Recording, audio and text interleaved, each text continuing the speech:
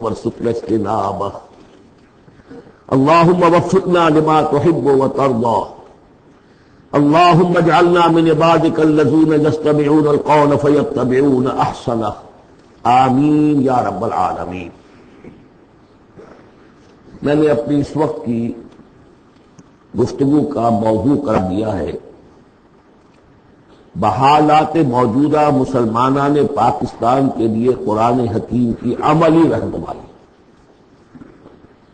قرآن مجید میں کہیں گفتگو مشرکین سے ہو رہی ہوتی تھی، کبھی منافقین سے ہو رہی ہوتی تھی، کبھی منکرین آخرت سے ہو رہی ہوتی تھی، کبھی یہود سے، کبھی نصارہ سے، کبھی مسلمانوں سے، اور یہ کہ مکی صورتوں کا اپنا رنگ اور انداز ہے اور مدنی صورتوں کا اپنا رنگ اور انداز ہے۔ پھر اس میں احکام الہیہ بھی آئے ہیں، عبادات کے ضمن میں آئے ہیں، معاشرتی احکام آئے ہیں، آئلی قوانین آئے ہیں، سیاسی ہدایات آئی ہیں۔ اب جیسے تو یہ کہ زندگی کے ہر گوشے کے لیے اور ہر آنے والے دور کے لیے اس میں ہدایت ہے، لیکن اس وقت میں نے جو عنوان معین کیا ہے وہ دو اعتبارات سے بحالات موجودہ اور خاص طور پر مسلمانان پاکستان کے لیے قرآن حکیم کی عملی رہنمائی کیا ہے۔ لیکن یہ کہ قرآن مجید کی وہ رہنمائی کہ جو ابدی ہے، ہمیشہ کے لیے ہے، اساسی ہے، بنیادی ہے، جو زمان و مکان کے حدود سے ماورا ہے، میں چاہتا ہوں کہ پہلے اسے بھی چند نکات کی شکل میں اس کا خلاصہ آپ کے سامنے رکھوں۔ قرآن مجید کی وہ جو تعلیم ہے ابدی، ماورائے زمان و مکان، ہر دور، ہر ملک، ہر زمانے کے مسلمان کے لیے وہ کیا ہے؟ پہلی بات یہ ہے کہ اللہ کا حق ادا کرے، اور اللہ کا حق کیا ہے؟ توحید۔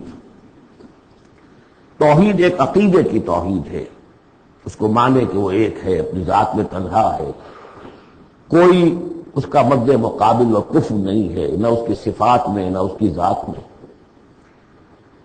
لیکن یہ کہ ایک ہے توحید عملی، اور ہم نے اس دورہ ترجمہ قرآن کے دوران 4 صورتوں میں اس توحید پر بڑی مفصل بحثیں کی ہیں، اس وقت گن لیجیے۔ ایک ہے عقیدے کی توحید، ایک ہے عملی توحید۔ عملی توحید 4 نکات پر مشتمل ہے۔ سب سے پہلے جو کہ سورہ زمر کا مرکزی مضمون تھا، عبادت اللہ کی اس کے لیے اپنی اطاعت کو خالص کرتے۔ عبادت میں نماز، روزہ یہ سب بھی شامل ہیں، لیکن یہ کہ وہ عبادت جس کے ساتھ اطاعت اللہ خالص نہیں ہو رہی، اطاعت منقسم ہے، کہیں اپنے نفس کی اطاعت ہو گئی اللہ کی اطاعت کو پس پش ڈال کر۔ فرمایا فرأیت من اتخذ الہہ ہواہ، کیا تم نے دیکھا اس شخص کو جس نے اپنے خواہش نفس کو خدا بنا رکھا؟ وہ مطاع ہے اس کا، کہتا ہے لا الہ الا اللہ، اور بنا رکھا ہے خواہش نفس کو الہ۔ وما امروا الا لیعبدوا اللہ مخلصین لہ الدین حنفاء، عبادت اللہ کی لیکن اس کے لیے اپنی اطاعت کو خالص کرتے ہیں۔ اب اس میں یہ ہے کہ وہ خالص اطاعت کلی اطاعت ہوگی، یا ایھا الذین آمنوا ادخلوا فی السلم کافہ۔ اگر اللہ کی اطاعت کچھ حصے میں کی جائے زندگی کے، کچھ میں نہ کی جائے، گویا کہ آپ نے تقسیم کر لیا اطاعت کو، اس پر جو وعید آئی ہے افتؤمنون ببعض الکتاب وتکفرون ببعض فما جزاء من یفعل ذلک منکم الا خزی فی الحیاۃ الدنیا ویوم القیامۃ یردون الی اشد العذاب۔ کیا تم ہماری کتاب اور شریعت کے ایک حصے کو مانتے اور ایک کو نہیں مانتے؟ تو جو کوئی بھی یہ روش اختیار کرے گا دنیا کی زندگی میں، اس کا اس کے سوا کوئی اس کی سزا نہیں ہے کہ دنیا میں تو ضرور و خوار کر دیے جائے اور قیامت کے دن شدید ترین عذاب میں جھونک دیے جائے۔ تو یہ عبادت ہوگی مخلصین لہ الدین۔ اسی کا ایک اور پہلو ہے دعا، الدعاء مخ العبادہ، الدعاء هو العبادہ۔ سورہ مومن کا مرکزی مضمون وہ تھا فادعوا اللہ مخلصین لہ الدین، دعا تو کرو لیکن تم اطاعت بھی خالص اس کی کرتے ہو کہ نہیں؟ اگر وفاداری تمہاری اللہ کے ساتھ پوری نہیں تو کس منہ سے دعا کر رہے ہو؟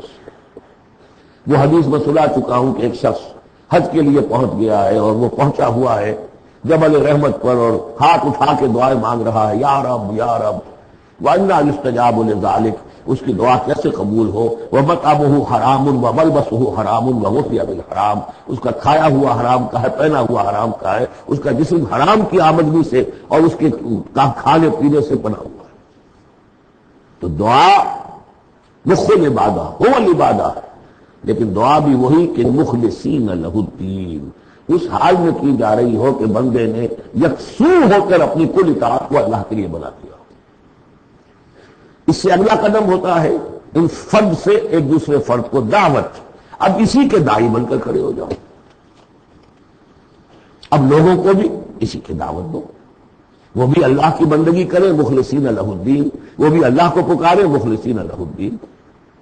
ومن احسن قولا ممن دعا الى الله وعمل صالحا وقال انني من المسلمین، یہ سورہ حامیم السجدہ کی مرکزی آیت ہے۔ چوتھا اور آخری مرحلہ یہ ہے کہ یہ کیسے ہوگی مخلصین لہ الدین کی پوزیشن، اگر جس ملک میں آپ رہ رہے ہیں وہاں قانون تو کسی اور کا چل رہا ہے، عدالتیں اس قانون پر فیصلے کر رہی ہیں، نظام جو ہے معاشی وہ کسی اور نظام پر چل رہا ہے، وہ سودی کاروبار ہو رہا ہے اور سودی لین دین ہو رہا ہے، پورا بزنس اس پر ہے، پوری انڈسٹری اسی پر ہے، پوری حکومت اس پر ہے، تو ہم بھی تو اسی کے فرد ہیں نا، شہری ہیں اسی ملک کے، اسی ریاست کے، اسی معاشرے میں رہتے ہیں۔ تو یہ مقصد تو اسی وقت پورا ہوگا جبکہ پورے نظام زندگی پر اللہ کی اطاعت کا سکہ قائم ہو جائے۔ اس کا نام ہے اقامت الدین۔ چنانچہ سورہ شورى میں چوتھے نمبر پر جو آئی اس کا مرکزی مضمون کیا تھا؟ شرع لکم من الدین ما وصى به نوحا والذی اوحینا الیک وما وصینا به ابراہیم وموسیٰ وعیسیٰ ان اقیموا الدین ولا تتفرقوا فیہ۔ اس لیے کہ قرآن مجید تو کہتا ہے ومن لم یحکم بما انزل اللہ فاولئک هم الکافرون، ہماری عدالتوں میں فیصلے اللہ کے قانون کے مطابق تو نہیں ہو رہے، تو فیصلے کرانے والے، فیصلے کرنے والے، فیصلے ماننے والے، فیصلے ایگزیکیوٹ کرنے والے، فیصلوں کی تنفیذ کرنے والے وہ سب کیا ہوئے؟ ومن لم يحكم بما انزل الله فاولئك هم الظالمون، وہی تو مشرک ہے۔ ومن لم يحكم بما انزل الله فاولئك هم الفاسقون، وہی تو باغی ہے ہمارے۔ تو مطلب یہ ہے کہ اس صورتحال سے نکلنے کی صرف ایک شکل ہے، دین کو قائم کرنے کی جد و جہد ہمہ تن ہمہ وقت، اس نظام باطل کو ریکنسائل نہ کیا جائے اس سے ذہناً قلباً۔ live under it if you have to live it but under protest، اگر کوئی اور راستہ نہیں ہے اندر پروٹیسٹ رہے کہ میں نے اس نظام کو قبول نہیں کیا، میں اسے تسلیم نہیں کرتا، میں اس سے استفادہ کروں گا جو کم سے کم ہے میرے بقا کے لیے، اور اپنی ساری توانائی، اپنی ساری قوت، اپنی ساری طاقت، اپنی ساری صلاحیت، اپنے سارے وسائل اور ذرائع اس نظام کو بے خودی سے اکھیڑ کر اس کی جگہ پر اللہ کا